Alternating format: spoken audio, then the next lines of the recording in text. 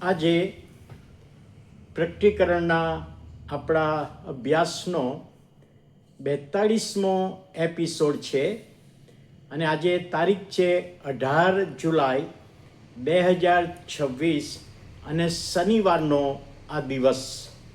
અને ખરેખર તમે બધા જ ધ્યાનથી સાંભળો છો, પ્રશ્નનો જવાબ આપો છો અને ઊંડાણના દૂતને ગ્રીક ભાષામાં શું કહેવા આવે છે, કયો શબ્દ વપરાયો છે, એનો જવાબ છે અપોલ્યન.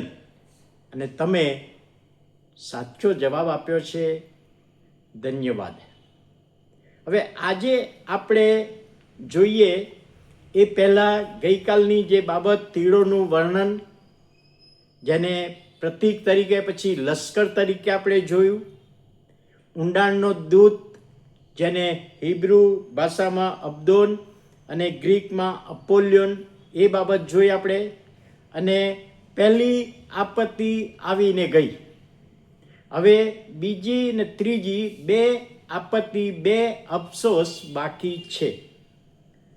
હવે જ્યારે આપણે 9મો અધ્યાય ને 13મી કલમ તમે બાઇબલમાં જોજો, 9મો અધ્યાય 13મી કલમ, ત્યાં લખ્યું છે, પછી યોહાન કહે છે, પછી મેં છઠ્ઠા દૂતને વગાડતા જોયું રણશીંગડું, ત્યારે દેવની સમ્મુખની સોનાની વેદીના શિંગડામાંથી નીકળતી એક વાણી મેં સાંભળી.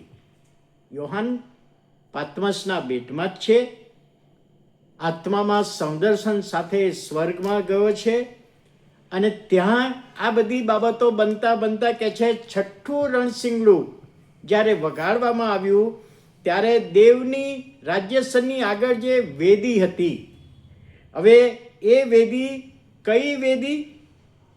તો આપણે અગાઉ જોઈ ગયા કે પૃથ્વી પર 7 વર્ષના સમયમાં જે વ્યક્તિઓએ પ્રભુ ઈસુનો સ્વીકાર કરેલો અને એ વ્યક્તિઓની સતાવણી કરવામાં આવી અને એમને શહીદ પણ થવું પડ્યું, એમના આત્મા પેલી વેદી નીચે આવેલા, યાદ હશે તમને. તો એ આ વેદી નીચે આત્મા હતા. એમણે પ્રાર્થના કરેલી કે ક્યાં સુધી તું આ મુલતવી રાખીશ, એ બાબત. હવે એ જ વેદી નીચે એમને આરામ કરવાનું કહ્યું છે અને ત્યાં એ આત્મા આરામ કરી રહ્યા છે. હવે જ્યારે પ્રાર્થનાની ધૂપ ચડાવવામાં આવી તો આ વેદી આગળથી જ પ્રાર્થનાનો ધૂપ ચડાવવામાં આવેલો. તારું રાજ્ય આવો, એ આપણે જે પ્રાર્થના કરી છે એનો ધૂપ ત્યાં ચડાવવાનો.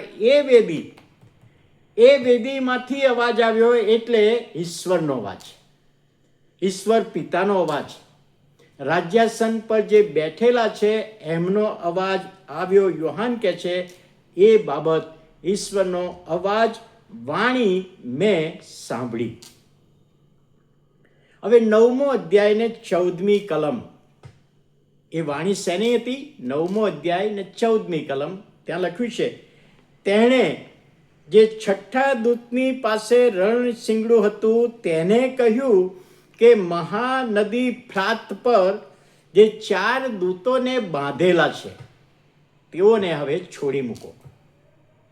એટલે વાણી એવી થઈ કે ફ્રાત નદી ઉપર 4 દૂતોને મેં બાંધ્યા છે, હવે એમને છોડી દો. હવે આપણને એક પ્રશ્ન થાય કે મહાનદી પર 4 દૂતો ત્યાં બાંધવામાં આવ્યા છે, એ લખ્યું છે બાંધવામાં આવ્યા છે, તેમને છોડી મૂકવાનો આદેશ આગળ આપણે જોયું હતું. જ્યારે 1,44,000 જ્યારે મુદ્રિત કરવાના હતા ત્યારે 4 વાયુને અટકાવી રાખવા 4 દૂત ઊભા હતા, એ પાછા જુદા જ. અહીં આગળ કહે છે 4 દૂતને મેં બાંધી રાખ્યા છે. ભવિષ્યમાં એમનો મારે ઉપયોગ કરવાનો, તો હવે એમનો ઉપયોગ કરવાનો છે 7 વર્ષના સમયમાં. તો ફ્રાત નદી એ કઈ નદી? પ્રશ્ન આપણને એવો થાય. ફ્રાત નદી, તો અહીં આગળ જે લખવામાં આવ્યું છે કે એદનવાડીમાં એટલે ઉત્પત્તિનું પુસ્તક, તેનો 2 અધ્યાય 11 થી 15 કલમ. ઉત્પત્તિ 2 11 થી 15 આપણે વાંચીએ તો 4 નદીઓના નામ ત્યાં લખ્યા છે. 4 નદીઓ છે. પહેલી નદી, એનું નામ પીસોન, કે જ્યાં સોનું છે, બહુ ફળદ્રુપ છે એ વિસ્તાર. બીજી નદી ગિહોન, એ કુશ દેશના વિસ્તારમાં આવેલી છે. એની નદી પર કુશ દેશ છે. ત્રીજી નદી હિદેકલ, આસુર પ્રજા, ઈશ્વરના રાજ્યની વિરુદ્ધ, ઈશ્વરની વિરુદ્ધની પ્રજા આસુર. અને ચોથી નદી ત્યાં લખ્યું છે મહાનદી ફ્રાત. 1600 માઇલ આ નદી લાંબી છે. અને આજના સમયમાં ઈરાક દેશમાં એ નદી આવેલી છે. બાઇબલમાં એનો ઉલ્લેખ છે. હવે આ નદીની એક બાજુ અને નદીની બીજી બાજુ.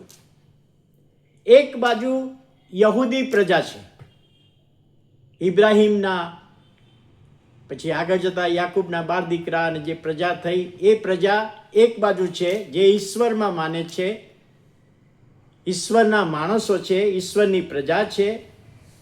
અને બીજી બાજુ એ ઈશ્વરમાં નહીં માનનારા, ઈશ્વરનો વિરોધ કરનારા, ઈશ્વરની સામે બંડ પોકારનારા એવા લોકો રહે છે આ નદીના એક બાજુ અને બીજી બાજુ. હવે નિમ્રોદ, ઉત્પત્તિના પુસ્તકમાં નિમ્રોદ વિશે આપણે વાંચીએ છીએ. એણે શહેર બનાવેલું અને ત્યાં એ શહેરમાં એણે મૂર્તિ પૂજા શરૂ કરી. આ નદીના આ વિસ્તારમાં બાબેલના ટાવર વિશે આપણે જાણીએ છીએ. આપણે મોટો ટાવર બનાવીએ, વિચાર સારો હતો, પણ જે એમની હેતુ હતો કે આપણે ઈશ્વરથી મોટા થઈએ, ઈશ્વર સુધી પહોંચી જઈએ, સ્વર્ગ સુધી જતા રહીએ. અને પછી યહોવાએ બધી ભાષા બદલી નાખી. બાબેલ એટલે ગૂંચવણ. એટલે બાબેલનો ટાવર ઈશ્વરની વિરુદ્ધની બાબત અહીંયા છે. જ્યારે યહૂદી પ્રજાને 70 વર્ષના બંદીવાસમાં લઈ જવામાં આવ્યા ત્યારે આ જગ્યાએથી લઈ ગયેલા. અને કેટલાક અભ્યાસીઓ આજે કહે છે કે જે છેલ્લા દિવસોમાં ખ્રિસ્ત વિરોધી આવવાનો ને એ આ વિસ્તારમાંથી આવવાનો છે, ઈશ્વરને નહીં ઓળખનારા લોકો. હવે જો આપને ખબર હોય, યહોશવા 24મો અધ્યાય ને 15મી કલમ. યહોશવા 24મો અધ્યાય 15મી કલમ. ત્યાં જ્યારે કનાન દેશમાં જાય છે અને ત્યાર પછી જ્યારે દેશના જે વિભાગ પાડીને કુળ પ્રમાણે જમીન આપવામાં આવે છે, ભાગ આપવામાં આવે છે, અને ત્યારે યહોશવા એમને શિક્ષણ આપે છે, ઉત્તેજન આપે છે અથવા ઠપકો આપે છે. શું કહે છે? જો યહોવાની સેવા કરવી એ તમને ખોટું લાગતું હોય, માઠું દિસતું હોય, તો તમે કોની સેવા કરશો આજે જ નક્કી કરો, આજે જ પસંદ કરો. નદીની પેલી પાર જે મૂર્તિ પૂજકો હતા, તમારા બાપ દાદા, અને મૂર્તિની પૂજા કરતા હતા, ઈશ્વરની વિરુદ્ધ હતા, બંડ પોકારતા, એવું તમે કરવા માંગો છો? યહોશવાનો પ્રશ્ન છે. અને ત્યાર પછી યહોશવા છે, હું ને મારા કુટુંબ તો યહોવાની સેવા કરીશું. એટલે આ કલમમાં યહોશવા 24 અને 15માં યહોશવા બતાવે છે નદીના પેલી પારના લોકો એ મૂર્તિ પૂજકો હતા એ બાબત બતાવે છે. એટલે યહોશવા પણ આ બાબતને ટેકો આપે છે.